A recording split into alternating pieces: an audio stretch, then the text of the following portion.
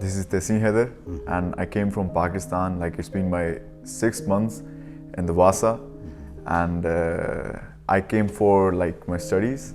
I'm also studying in the Vamak, and with this, I'm also like working as a barber in the Studio 18. That's why you're here. Okay, okay. So I wanted to know a bit about your background, like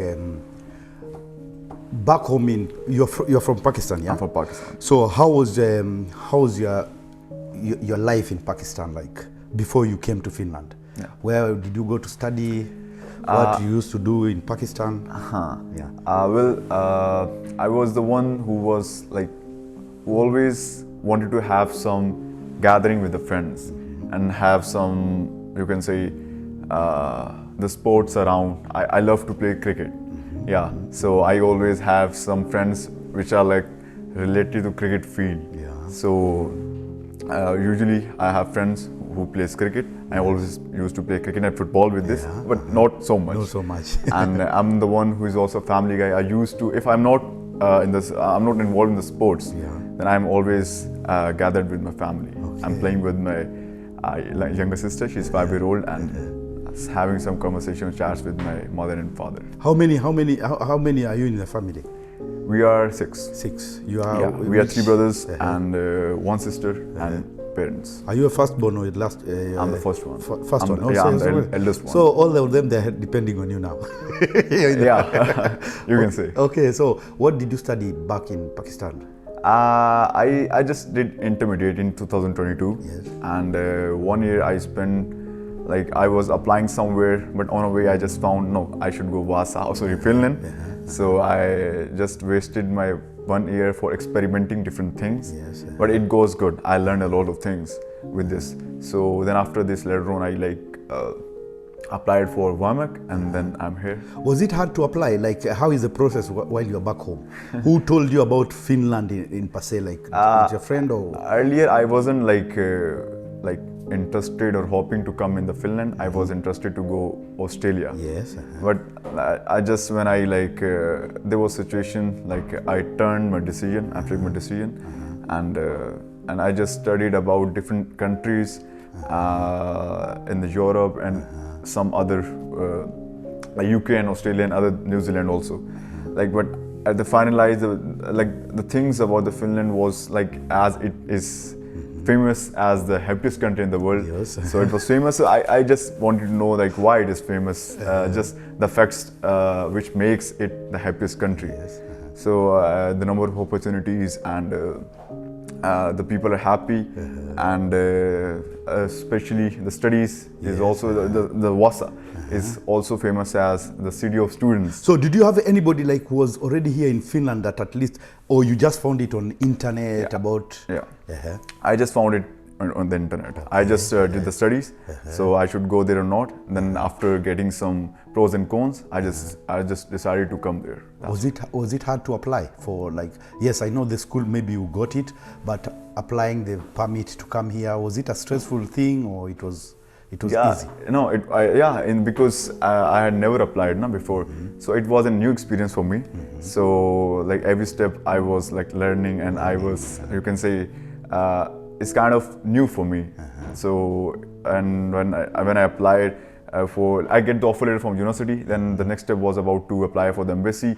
Then there were some friends I like had the conversation through the Facebook FB page, who were also like belongs to the Pakistan, and they were living there, and they had some experience for like how to apply for the embassy process. So they helped me out, and then I pursue with the steps, and then I'm here. So, okay, so now you're coming from Pakistan, you landed in Helsinki. What was the first thing, like, the experience? I want you to tell me the experience, the first time you landed in Helsinki. You can say the people. The people. The people. Because I never saw so much white people in my surrounding back in Pakistan. So the people, and also you can say the weather. Because I came, like you can say, the flip of weather was completely changed, because I came in the summers and back, and the summers in Pakistan is so hot. It goes to 40, 45.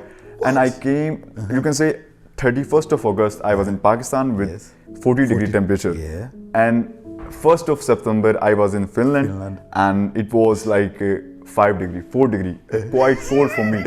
Like I never like experienced this like a very quick difference. Yes. So did you start imagining like, hey, if now this is summer in Finland and it's 5 degrees, how is it going to be winter? Yeah. Because I remember, we had some picnic with our seniors also, na? Yeah. So it was on summers, I remember. So when I was going with them, and on the way we had some conversation about the weather, na? I just saw, bro, it's like so cold. I don't know how I'm gonna survive there, na? So he said, bro, it's not cold. It's just, you can say you're enjoying the summer. Just enjoy this. You have to face the winters. So it will go. I just asked him how much it goes in the winters. He said last time it was -30. And even though in Pakistan I never experienced even zero. Yeah, I never experienced the zero. So because the part you're coming from, because I heard even in Pakistan there's a places like it goes until 0. Yeah. So your place where you're coming from, it's not like, Exactly. What is the lowest that you have experienced like in Pakistan? Almost like 2, 3. Minimum it goes to like 2, 3, not less than this. Yeah. So what is the biggest differences that you realized when you came to Finland? What is the differences that you can see between Finland and Pakistan? Maybe the transportation, you've already talked about the weather. Yeah. What about like in general, like people and everything? How did you see it? Well, I just experienced that people is the main difference. You can say back in Pakistan, you can say the people are very, you can say, very social. You can say very social. Here are too, but they're like more. You can say concerned to their own selves. Yes. You can say. Yes. But in the Pakistan, they always want you to have friendships with even they don't know, with the strangers all over. Na? So they're only concerned with themselves. When they are over with their friends, they don't want to make and to go on to pursue more friendships. Yes. Okay. So when you how was your first winter? Now the winter when it came. But for me it was hard because it was my first time. I don't know how the past winters went. Even these were -30, but this time doesn't went to the -30. It was almost maximum.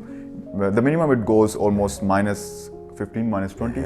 But it was hard for me because I never experienced this before. So as I was also working in a Finbox, so it was a night job for me. So it was little difficult for me. I haven't even asked you, like, was it difficult when you started school? Was it difficult for you to get a job? What have you been doing ever since you came to Finland before? Yeah, when I came, I just had little experience in barbering. I don't have much experience, so it's like 6 to 7 months ago. So I wasn't getting the job. I went everywhere, every market. I applied everywhere, but getting no answer. So I just by myself, by advertisements on the Facebook, I run my own page. Let's cut. I was providing the discount, 60% discount. I was doing the haircuts on €8. So in the beginning, I got the customers. That was good thing, but not much. So, but later on, after when months passes, 2 months passes. And I got almost 20 to 30 customers per month, and I was getting almost 300 to 400 euros per month. So that's how I was surviving, with my groceries and with my rents. So now I'm seeing you in this place called Studio 18. How did it happen? How did you find yourself working for Studio 18? Actually, there was my customer who is our senior, basically in the Wamak.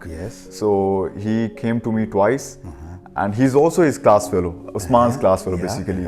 So that's where Usman was like about to open the saloon.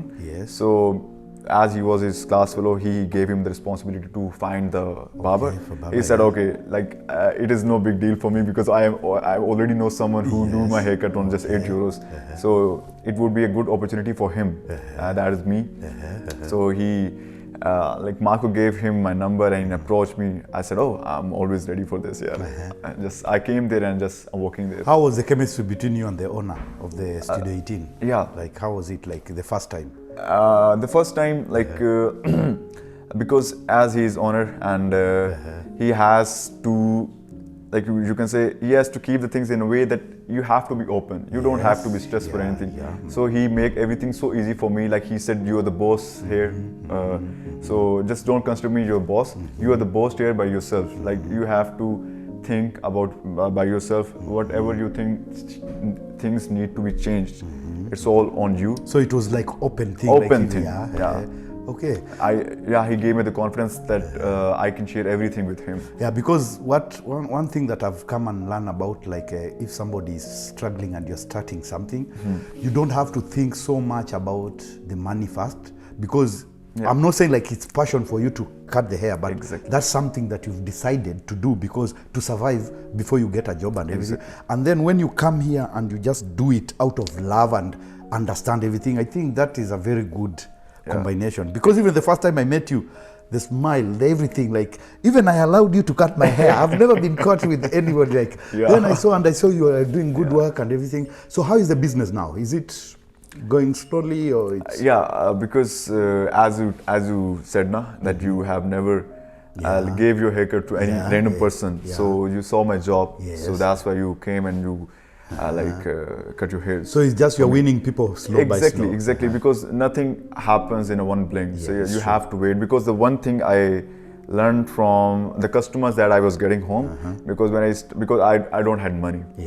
So my money was like I was lacking money and I had no job and I wasn't having the customers even. But with time, I just feel that people are coming to me. 1 month, 2 months, they're gradually increasing. So that was something that hits me. That was the learning that things happens with time. I think you just have business like this, patience is better. Like the patience is like you have, because there's a time you're going to get so much until you're going to be like, no today, not today. Exactly. Not today, maybe tomorrow, even not tomorrow, maybe yesterday, day after tomorrow. Sorry. Okay.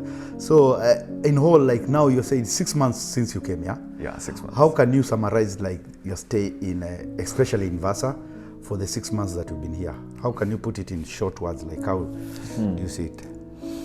As I said, I just did my interview in 2022 and I came there in 2024.